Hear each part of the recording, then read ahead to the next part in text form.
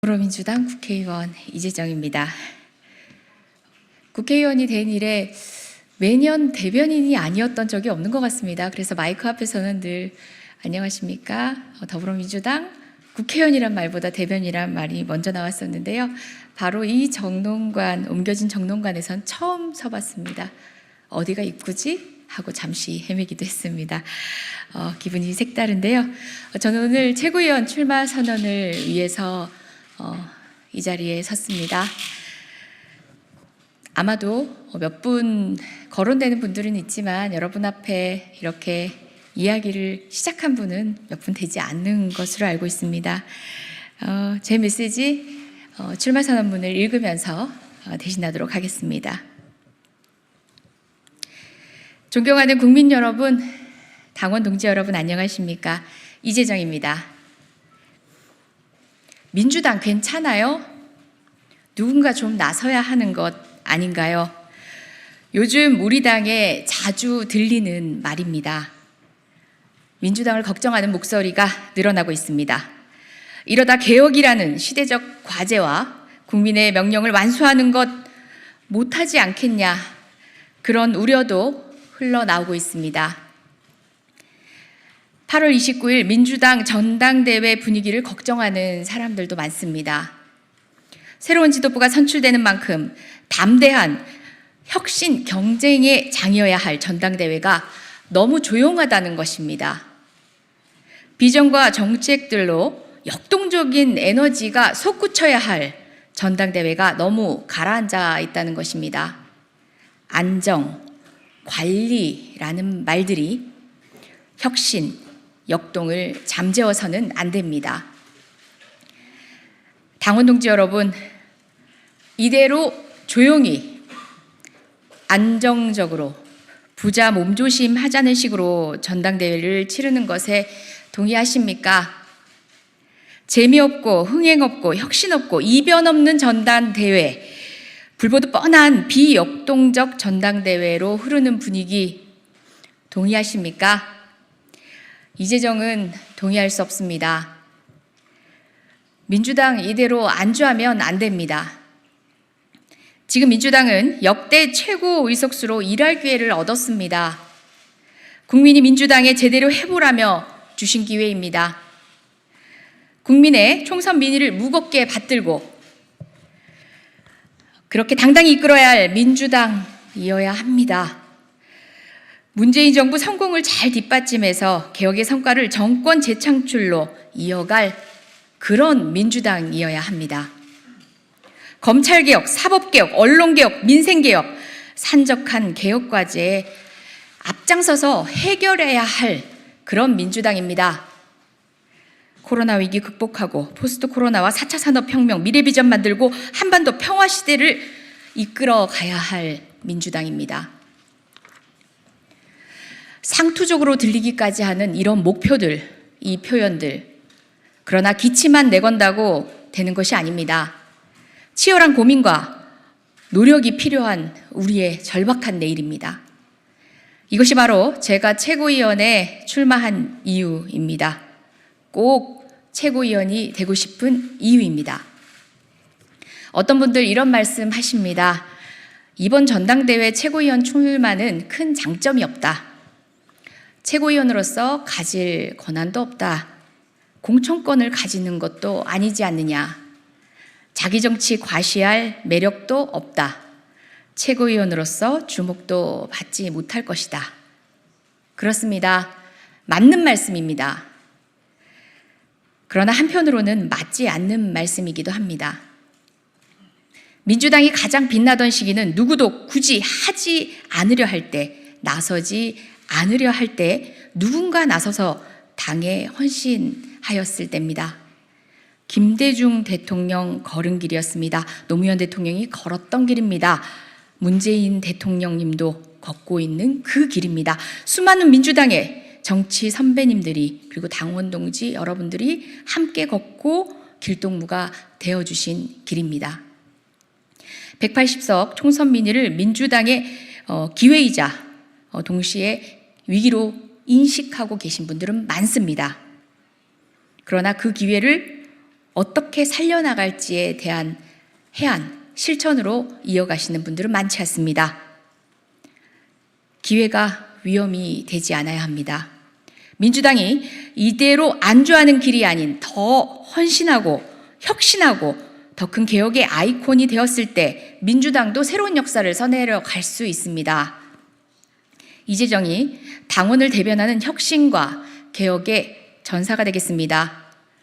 우리 민주당 지도부 편한 길 선택하지 않도록, 좋은 자리에 그저 안주하지 않도록 제가 힘쓰겠습니다. 많은 것을 하겠다고 약속하지 않겠습니다. 많은 것 할 수 없다는 것도 너무 잘 알고 있습니다. 저는 두 가지에만 집중하겠습니다. 하나는 민주당의 개혁 스피커가 되는 것입니다. 개혁당원의 민심을, 당심을 대변하는 목소리 큰 스피커가 되어 우리 당이 늘 혁신의 중심에 서도록 하겠습니다. 또 하나는 우리 당을 허리가 살아나는 역동적인 정당으로 만들겠다는 것입니다. 민주당이 20대, 30대 청년들이 등 돌리지 않고 40대 청년들도 대변하는 정당이 되도록 하겠습니다. 여성이 정치의 주역으로 폭넓게 참여하는 정당이 될 수 있도록 앞장서겠습니다. 민주당의 새로운 정치 문화를 써 내려가는 것입니다. 단순 할당이나 목소리 반영 차원을 넘어서야 합니다. 정치 문화의 주류를 바꾸는 일입니다. 정치의 주류를 바꾸는 일입니다. 세대를 밀어내는 일이 아닙니다. 참여에 함께 끌어가고 결정하고 무엇보다 책임지겠습니다. 제가 하겠습니다. 우리가 책임지겠습니다. 30대부터 장관을 하며 정치를 해나갔던 독일의 앙겔라 메르켈 총리, 30대 후반에 최연소 여성 총리가 된 뉴질랜드 저신다 아던 총리, 34세 최연소 총리가 되어 핀란드 산나 마린 총리같이, 다시 하겠습니다. 34살에 세계 최연소 총리가 된 핀란드의 산나 마린 총리와 같이 일 잘하고 정치 잘하는 인물들이 우리 민주당에도 배출될 수 있도록 이재정이 그 기반을 만들겠습니다. 돌이켜보면 저는 저 스스로가 빛나는 삶보다 누군가 빛나게 해주는 존재로서 능력을 발휘하며 살아온 것 같습니다. 가난하고 어둡던 청년 시절, 저는 누군가의 창문이 되는 그런 사람이 되겠노라 꿈꾸었습니다. 고시원 총무, 아르바이트 해가며 합격한 사법고시, 그리고 그 이후에 민주사회를 위한 변호사 모임에 참여하기 위해 택한 변호사의 길, 수많은 시국사건과 인권사건의 변론은 바로 누군가의 창문이 되고 싶다는 그 꿈을 실현시키는 과정이었습니다. 경북 대구 출신의 더불어민주당 비례국회의원, 박근혜 국정농단 때 20대 국회 첫 원내대변인으로 진실규명과 탄핵의 최일선에 섰던 일, 문재인 대통령과 함께 새로운 세상을 만들고자 뛰었던 일은 제가 누군가의 창문이 되고자 했던 꿈, 누군가를 빛나게 해주는 존재로 살고자 했던 그 길의 발로였습니다. 이제 저는 제가 가진 능력, 누군가를 빛나게 하는 힘, 당신을 빛나게 하는 힘, 민주당을 위해서 쓰겠습니다. 민주당의 진정한 주인은 당원이며 당원들이 빛나는 민주당을 만들기 위한 길에 헌신하겠습니다. 그 길이 저의 길입니다. 이재정 민주당 그리고 당원 여러분의 창문이 되겠습니다. 민주당의 성공의 첫걸음이 될 재미있고 흥행있고 혁신있고 이변 있는 전당대회, 그리고 대한민국의 미래를 함께 만들어 나갑시다. 네, 제가 하겠습니다. 이재정이 함께 하겠습니다. 고맙습니다. 여성 활동으로 출마한 건 아니신 건가요? 네, 저희가 별도의 30%제라든지 별도의 할당을 경선 과정에서 전당대회 과정에서 두고 있지 않습니다. 않는 것으로 결정을 했고요. 아마 지금 할당이라고 이야기하시는 것이 지명직 최고위원을 얘기하시는 것 같은데요. 저는 전당대회 경선에 출마한 겁니다.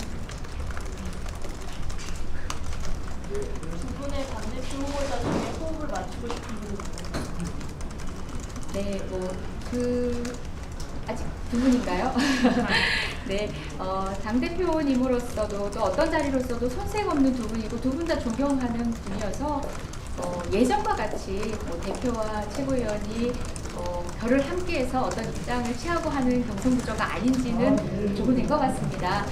어떤 일꾼이 되건 심지어 같이 출마하는 최고위원 모든 분들과 건강하게 토론하고 꿈꿔나가는 그런 시간들이 됐으면 좋겠습니다.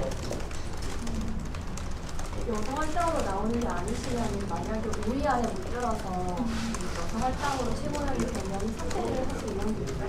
사태가 아니라 이제 경선에서 저 나름의 방식에 최선을 다해 제 마음을 보여드리고 제 계획을 보여드리고 그리고 그 선택이 그와 같은 결과라면 그 자연스러운 거 아닐까. 그 지명직 같은 경우는 당 대표의 권한이고 지금 제가 이곳에서 말씀드릴 내용은 아닌 것 같네요. 예.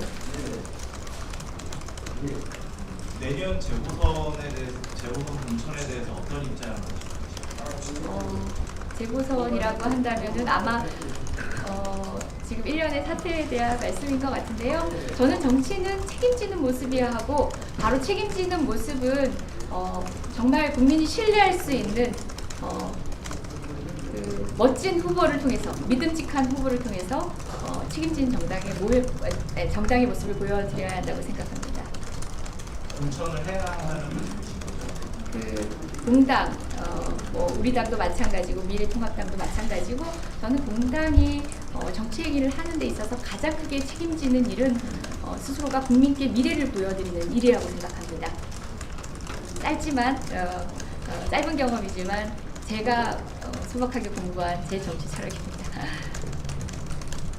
할당이든 아니든 관계없이 이제 여성 지도부라는 이제 당선이 되시면 그런 이름을 가지게 되실 텐데 제가 남성은 아니니까요. 예. 그러면 이제 여성 의원님들이 이번에 최근에 있었던 일이나 이런 데서 어떤 역할을 하셔야 된다라는 얘기들도 좀 많았잖아요. 그래서 어떻게 지도부에서 지금 당원 단결 개정해서 그런 교육 강화하겠다 이런 것들이 여성 나오는데 의원들만의 일일까요?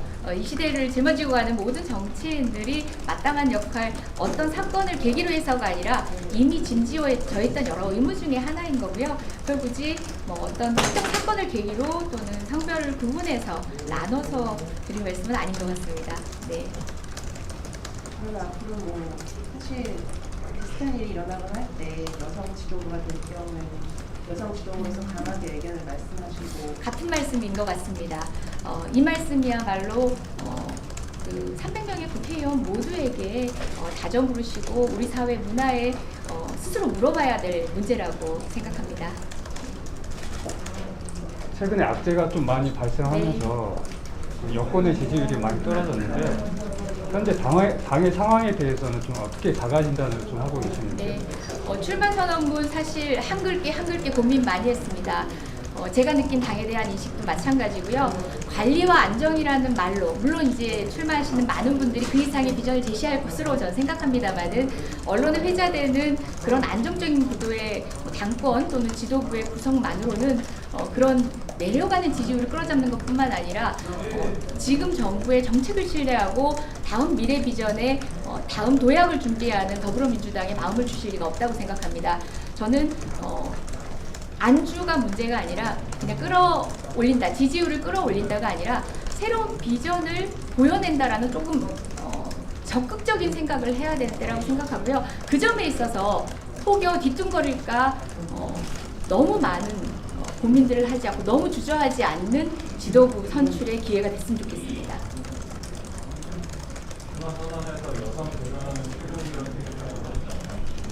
여성과 청년 모두를 대변하는데 공교롭게도 지금 출마를 예정하신 많은 분들 가운데 우리 또 참 부끄럽습니다만은 부록을 넘은 나이에도 청년이란 말을 듣고 있는 게 부끄럽습니다만은 그런 젊은 기수들이 보이지 않는 것도 사실입니다. 저는 할당량에 안주하지 않겠다라고 얘기했을 때는 어퍼머티브 액션의 혜택을 받지 않겠다가 아니라 그건 여성이든 청년이든 목소리 들어주겠다 또는 당신의 자리 하나를 통해서 구색을 맞추겠다라는 건 당당히 거부하고 우리가 정치 문화를 이끌어가고 정치의 주류가 되겠다라는 선언을 하고 싶습니다. 그것은 아직 결심을 하시는 분들이 있는지 없는지 모르겠지만 뭐 청년 정치인이든 아니면은 청년 정치인이 아니더라도 그런 우리 사회 청년이 맞닥뜨린 문제 그리고 청년이 이끌어가는 문화를 정치권 안에 반영하겠다는 각오가 서 있는 마음이 청년인 정치인도 좋습니다. 함께하고 싶습니다. 지금 여의도의 정치사회의 문화는 몇 살일까요? 저는 환갑 넘은 것 같습니다. 그 정치 문화를 바꿔내는 것이 사람을 바꿔내는 이상으로 중요한 문제인 것 같습니다. 그 행간에 많은 설명들이 필요하다 보니까 짧은 한 줄에도 그 부분을 주목해 주시는 분은 없었던 것 같습니다. 예. 제가 여쭤보려고 했던 거는 현재 당대표 그리고 차기 당대표 여성원들께서도 성명에서 이제 당원은 시장 피해자의 피해 홀수임이라 표현을 썼잖아요. 이거에 대해서 잘못됐다는 지적이 있는데 여기에 대해서 어떻게 생각하세요? 다음 미래를 이야기하고 출사표를 던지는 상황에서 어떤 생각을 하고 있는지는 분명히 특정 사안에 대한 입장을 묻는 과정을 통해서도 검증이 되는 거라고 생각합니다. 다만 오늘이 또 현안에 대한 대변인 브리핑과는 조금 다른 측면이 있기 때문에 분명히 천천한 기회를 통해서 제 입장을 밝혀드리겠습니다만은 현안보다는 제가 생각하는 전체적인 그림 안에서의 이제적인 생각을 조금 더 여쭤주시면 고맙겠습니다.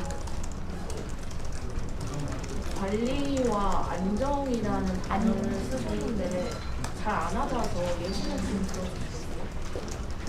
들어주세요. 예시라기보다는 언론에서 또는 여러 의견들 가운데서 그런 말씀들 많이 하시잖아요. 다음 대선 주자를 만들어내고 또 그런 관리를 하는 그런 당이 될 것이다라는 예측을 많이 하셨기 때문에 뭐 특정 주자들의 어떤 의견을 토대로 한 것뿐이 아니라 그런 예측치를 뛰어넘는 우리 당을 그리고 대한민국의 다음 설계를 적극적으로 어떻게 해나갈 수 있는지에 대한 전당대회가 되어야 한다는 측면에서 드린 말씀입니다. 관리할 때는 큰 뭐 대선이라든지 이런 선거를 앞둔 전당대회에서 늘 줄곧 나오던 단어지 않습니까? 그런 측면의 이야기였습니다.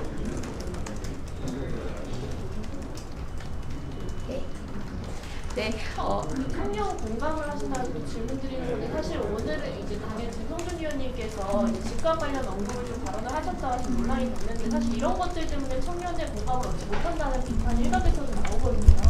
이에 대한 생각은 좀 어떠신지? 네, 뭐 그 사안에 대한 정확한 제 입장을 떠나서 저는 누군가가 특정 정치 집단에 실망을 할 때는 물론 드러나는 하나하나의 실수와 현상들에서 기인한 것도 있지만 보다 근본적으로는 그 정책의 방향 그리고 또 거듭되는 어떤 태도들을 종합적으로 판단을 한 것이라고 생각합니다. 단발적인 어떤 사건의 문제가 아니겠죠. 우리가 그 지점들은 정말 무겁게 청년의 마음을 돌리기 위한 것이 특정 하나의 정책으로 돌파할 수도 없고 특정 현상에 대한 사과만 돌파할 수 없다는 것은 모든 정치인이 알고 있는 것 같습니다. 그렇게 실천해내겠습니다. 마음을 돌리기 위한 숱한 노력, 숱한 계획들이 공연불에 그치지 않도록 힘보태겠습니다. 출마하시기 전에 이낙연 의원님이랑 김부겸 의원님하고 만나시거나 그 두 분이 이제 큰 뜻을 어쨌든 국민 여러분께 당원 여러분께 제시하고 있기 때문에 그분들의 말씀은 들었지만 저의 출마를 진지하게 상의드리거나 한 건 아니고요.